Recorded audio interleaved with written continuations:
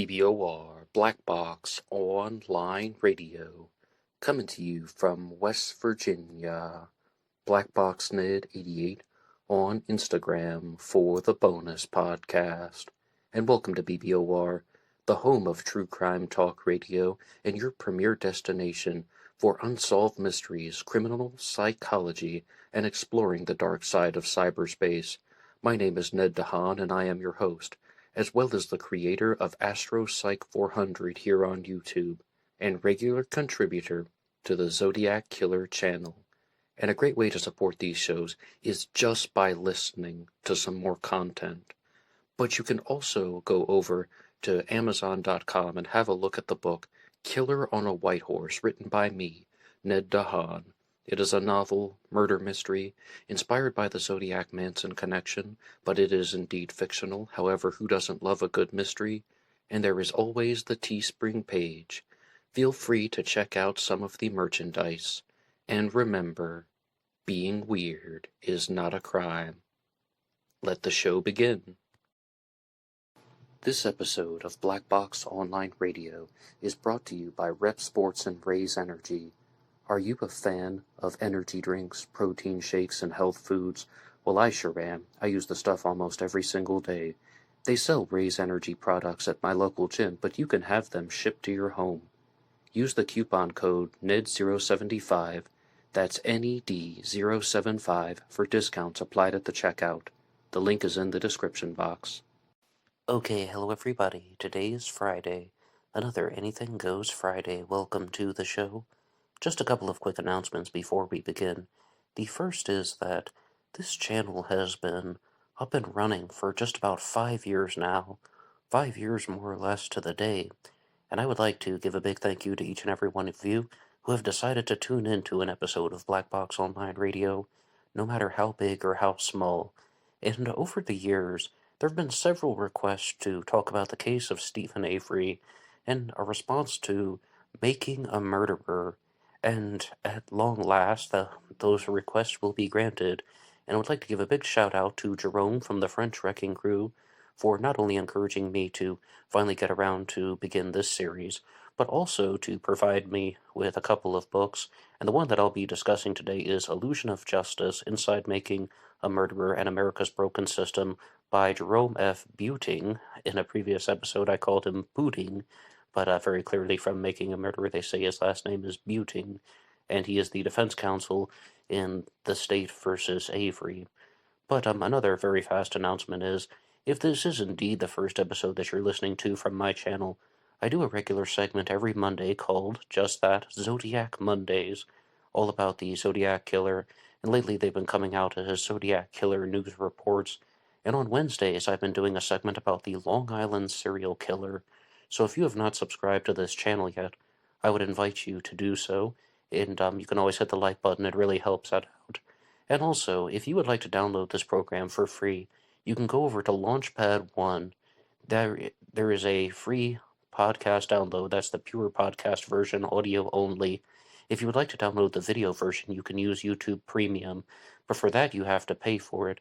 LaunchPad 1 is free, there's a link to that in the description box.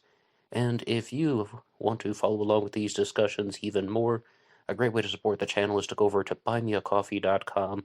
There's a link to that in the description box if you would like to make a contribution to support the show. Always welcome. And I think you guys could tell that I've only recently gotten into this material.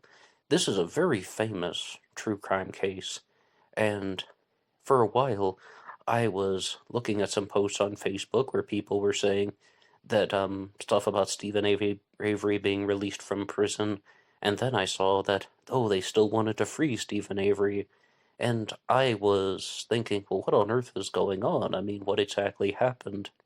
And as someone who was just not even a casual observer, but a distant observer, it wasn't quite clear everything in the situation, and watching the episodes on the Netflix series Making a Murderer provided a lot of clarity. And to be clear, I have gone through the first 5 episodes of the series, which I will be discussing today, as well as some parts of the book Illusion of Justice.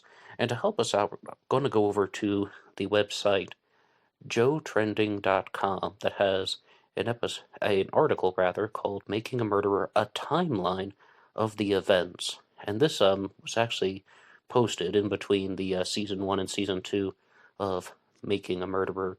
But to look at their timeline, it says on the 23rd of March, 1981, Stephen Avery is convicted of 2 felony burglary charges for breaking into the Northern Frontier Bar. September 2nd, 1982, Stephen is charged with cruelty to animals for allegedly pouring gasoline on a cat and throwing the cat into a bonfire. Stephen pleads no contest. Absolutely horrible, mind you, but that's beside the point. On January 1st and January 3rd of 1985, Stephen Avery runs his cousin Sandy Morris off the road and points an unloaded rifle at her and yells at her to stop spreading rumors about him. Sandy Morris is the wife of a Manitowoc County Sheriff's Deputy, and Stephen admits to what he did and is charged with multiple felonies, including attempted kidnapping.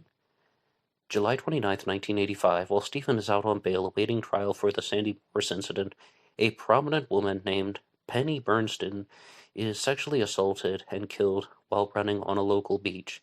Sandy Morris's friend, Judy Dvorak, is the Manitowoc Sheriff's Deputy assigned to go take Penny's statement. And to be very clear, even despite what that article wrote out, Penny was not killed. Absolutely not, because she's going to become an integral player later on, but that just goes to show you how some sources online are presenting the material. But no, absolutely not.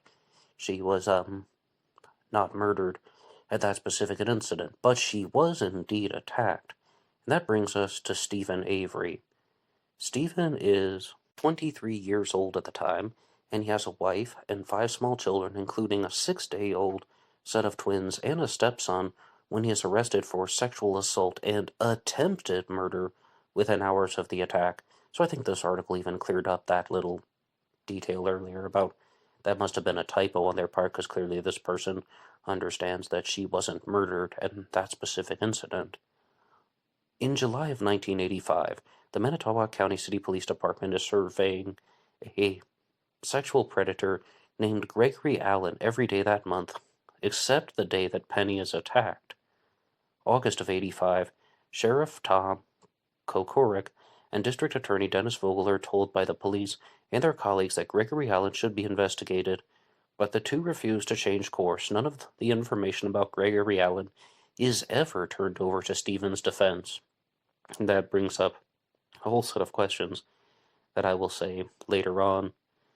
On December 14th of 1985, despite 16 alibi witnesses who can account for Stephen's whereabouts every minute of the day of the assault, a 6-man, 6-woman jury deliberates for 9 hours before finding Stephen Avery guilty of attempted first-degree homicide, first-degree sexual assault, and false imprisonment. And being very clear, as you heard, attempted homicide, but first-degree sexual assault and false imprisonment.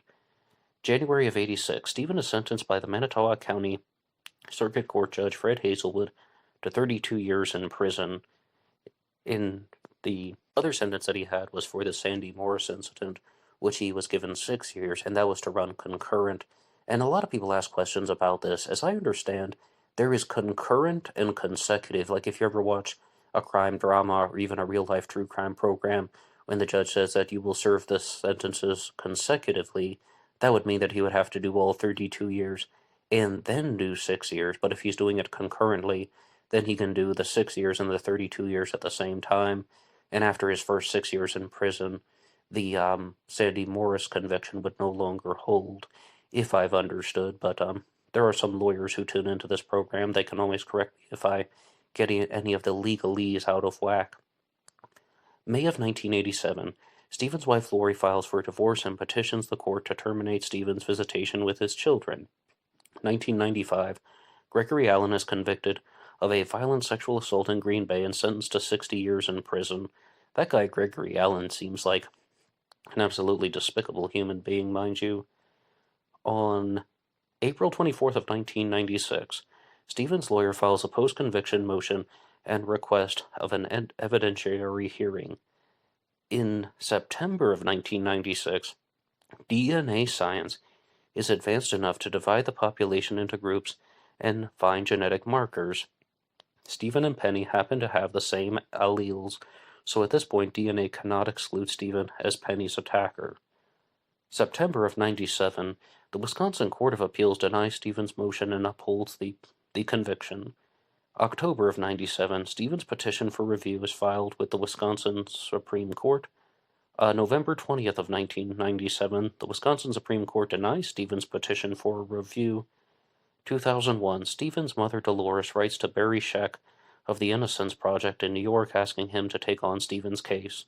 You might remember Barry Scheck as one of the lawyers in the O.J. Simpson case, and he was the guy who challenged all the DNA evidence back then and tried to tear it apart. He had a big confrontation with a witness named Dennis Fung on the stand.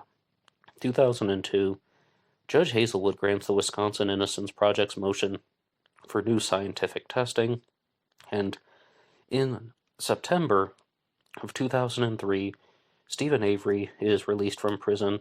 He is the first person in Wisconsin's history to be exonerated through DNA evidence, and the DNA matched Gregory Allen. So they had the wrong person, and you might see where this is going.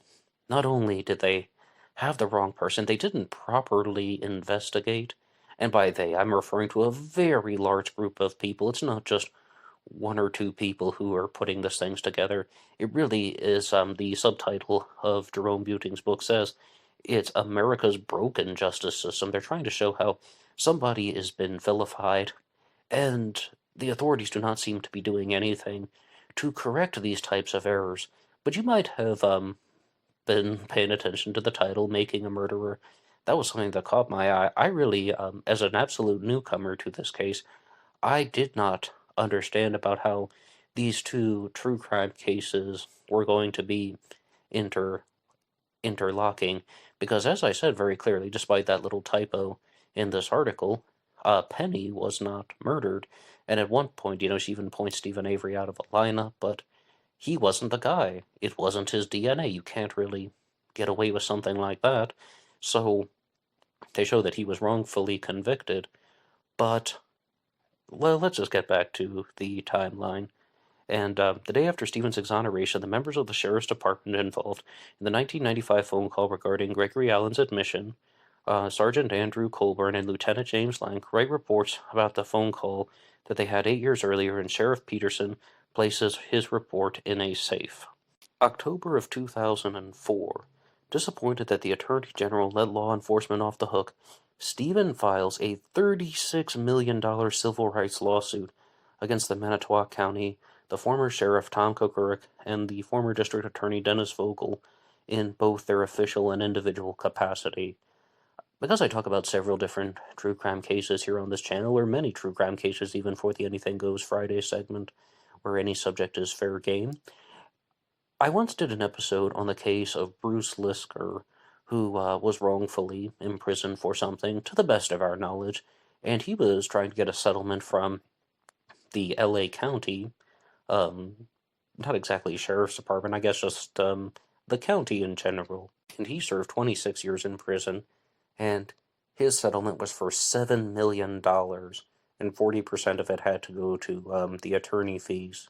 The only reason I'm telling you is $36 million is going to be a very large settlement for Wisconsin. It's going to be a very big lawsuit for the state of Wisconsin.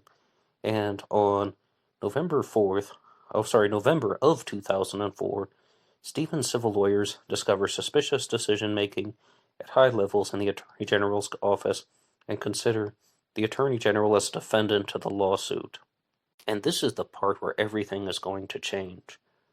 On October 31st, that's Halloween of 2005, a 25-year-old photographer named Teresa Halbach has an appointment with Stephen to take pictures of his sister Barb's van for Auto Trader magazine. And the Averys have more or less a salvage yard, and they have a whole bunch of vehicles that are on the property. But Teresa Halbach is going to become perhaps the most important player in the entire story, even more important than Stephen Avery.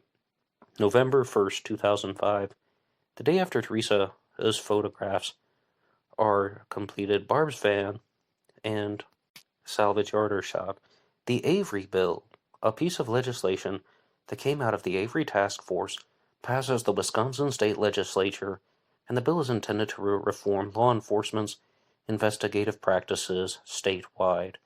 And as I understand from watching Making a Murderer, at this point, Stephen Avery is someone who is almost a local celebrity. He's featured at a lot of executive functions, even with some high-ranking individuals. He is seen as someone who was wrongfully imprisoned and exonerated, which I don't think anyone scientifically is disputing that. But then you see this $36 million lawsuit. Is that going to be a motive for somebody to try and interfere? November 3rd, 2005. Teresa's mother, Karen Halbach, reports Teresa missing. The media report that Stephen was one of the last appointments that Teresa had on the day she disappeared makes news. Sergeant Andrew Colburn answers Stephen's questions about... Sergeant Andrew Colburn questions Stephen about Teresa's visit on Halloween. Stephen says she completed her business transaction within a few minutes and then left. On November 4th of 2005, Stephen gives Lieutenant James Lank and Detective Dave Remiker permission to search his trailer, and they allegedly find nothing. November 5th, volunteer searches are granted, and permission is also granted to search the Avery Auto Salvage Yard, also known as the ASYD, to look for Teresa or her car, a Toyota RAV4. It is a 40-acre property with more than 3,000 vehicles, and they find Teresa's car in about 30 to 35 minutes. Law enforcement takes over the salvage yard and conducts an 8-day search, all the while excluding the Averys from their homes and businesses. The authorities hold daily press conferences about the case, citing a conflict of interest due to Stephen's pending lawsuit. The NCSD turns control of the investigation over to the Calumet County Sheriff's Department and the Wisconsin Division of Criminal Investigation, where Teresa resides. The county detective, Mark Wigert, and DCI Special Agent Tom Fossbender are named co-lead investigators of the force. Stephen is interrogated by Wigert and Fossbender. He maintains his innocence and says the evidence is being planted by the Manitowoc County officers in order to frame him and derail his $36 million lawsuit. Also, within days of Stephen's arrest, he would receive $425,000 from the state as wrongful conviction compensation, but because of his arrest, the money never materializes. So there's a lot of reason why they would want it out for this guy. But while they're searching his property, most notably, they say they found a key that belonged to Teresa Halbach, and very simply, it was found in Stephen Avery's trailer with only his things, meaning how else could it get there? On November 10th, and going all the way to at least 3 months later, the authorities are searching, but on November 10th is when it begins. Authorities announce that they have found Teresa's car key, as I said before, but also burned remains in Stephen's burn pit and Stephen's blood in Teresa's car. Stephen is also charged with Teresa's murder and mutilation, so you see the foundation of the name, Making a Murderer. And it's an absolutely tragic story all around. Firstly, rest in peace to Teresa Halbach, and as you see, this is going to be part of a multi-part series. So, what exactly happened to her? Now, there's several more pieces on this timeline, and I'm going to have to go to December 14th of 2006. I'm going to be jumping ahead a bit, because we're going to introduce Stephen's defense attorney, Jerome, also known as Jerry Buting, the defense investigator, Pete Bates, and Mark Wigert and Norm Gom, and they examined a vial of Stephen Avery's blood from his 1985 case, which was kept in a cardboard box in the Manitowoc County Clerk's office. The County Clerk of Court's office is the exact name. The seal had been cut, and the vial appears to have been tampered with, and Lieutenant Lank was the evidence custodian, and his signature is on the 2002 evidence transmittal form when evidence was requested by the Wisconsin Innocence Project indicating that he would have known about the blood vial. So, I think that they're trying to show that there could have been a very clear case of evidence tampering. How did Stephen Avery's blood get into her car? well, somebody put it there. It doesn't mean that he would have necessarily had to have been there. And I think that this raised a lot of questions for me. And as I understood it, that in the United States of America, you have the right to a fair trial. And if the defense team can show that there is even the smallest amount of evidence tampering, the person is supposed to be exonerated because they didn't get a fair trial. Their rights were violated. I'm sure you've heard this at some point in the true crime world. And also, even if the prosecution makes a mistake, let's say, for example, that, like the Casey Anthony trial, for example, when they talk about the number of chloroform searches that she did on Google, searching the word chloroform, they actually misstated the number of that. They said that it was a lot more than she had done. Even if they give a piece of incorrect information to the jury, that person is supposed to be acquitted because you have the right to a fair trial. And Casey Anthony wasn't acquitted for that reason. It was other reasons. I have numerous episodes about here on BlackBoxOnlineRadio if anybody would like to listen. But the whole point is that if someone's rights have not been completely granted, or someone's rights have not been upheld, rather, then they're supposed to be let go. And the show Making a Murderer does a very good job of creating a cliffhanger and creating the room of suspicion and doubt. And they show that a hypodermic needle was used to go into the blood vial at some point, meaning that somebody would have had access to Stephen Avery's blood. But at the same time, even as I say these words now, I mean, you heard the statement here. It just shows that there was evidence transmittal in 2002 when evidence was requested by the Wisconsin Innocence Project. Well, could the seal have been broken then? Could the tape have been placed back on the box at a different time? Could the hypodermic needle have been put into that blood vial at a different time? That's the way that the lawyers are going to play the case. But if anybody has some more extensive experience with the law, feel free to weigh in. And thank you so much to JoeTrending.com for the timeline. There are a lot more pieces on the timeline, but right now I would like to go to something from Jerry Buting's own book, Illusion of Justice. And this is from the introduction, also known as the opening statement. On a blustery Wednesday afternoon, Dean and I met at his Madison, Wisconsin office for our first discussion about representing Stephen Avery, the most famous innocent man in the state's history. It was about 3 p.m. on March 1st of 2006. At the very end, Dean and I started speaking. A new drama was coming to an end 135 miles away that we knew nothing about. But that would change everything. A 16-year-old boy was sitting on a couch in a room of the Manitowoc County Sheriff's Office. His moon face was hidden in his palms, and they were pressed on his head. Seated next to him, the boy's mother tried to wrench off the mask formed by his hands, but his fingers wouldn't yield. Leaning forward, elbows on his legs, and head in his hands, he bent into a position that people are instructed to take during a plane crash. He spent nearly the whole day like this, but he was with interrogators and offered grunts of yas to one leading question after another. One of his longest utterances was to ask if he could get back for class at 1:29 p.m., explaining, "I have a project due in the 6th hour." A man spoke to the boy's mother in a shirt in his tone. "We've been doing this job a long time, Barb, and we can tell when people are telling the truth." The boy's name was Brendan Dassey. Although his name was unfamiliar to Dean and me then, we would soon be finding out a lot more about Brendan Dassey and what happened that day. While Brendan was seated miserably in Manitowoc, Dean and I spoke about my joining the defense of Stephen Avery, who was accused of killing a woman at his family's auto salvage yard and burning her body. Dean had also been retained for close to an hour. We had gone over practical matters like the division of labor, what had been learned by the public defenders who had been his lawyers when he was first arrested, and the resources that were available from Avery to hire experts and investigators, and where the case stood. Up to that point, the charges seemed based on strictly circumstantial evidence. Then the phone rang. An Avery relative was calling. Dean's end of the conversation at the beginning was, and yes, yes. I half listened and glanced around the office. On the walls he had a few pictures of art depicting events in legal history. Now I could hear his side of the phone call take a turn. "You've got to be kidding me," he was saying. "Arrested? The nephew? For what?"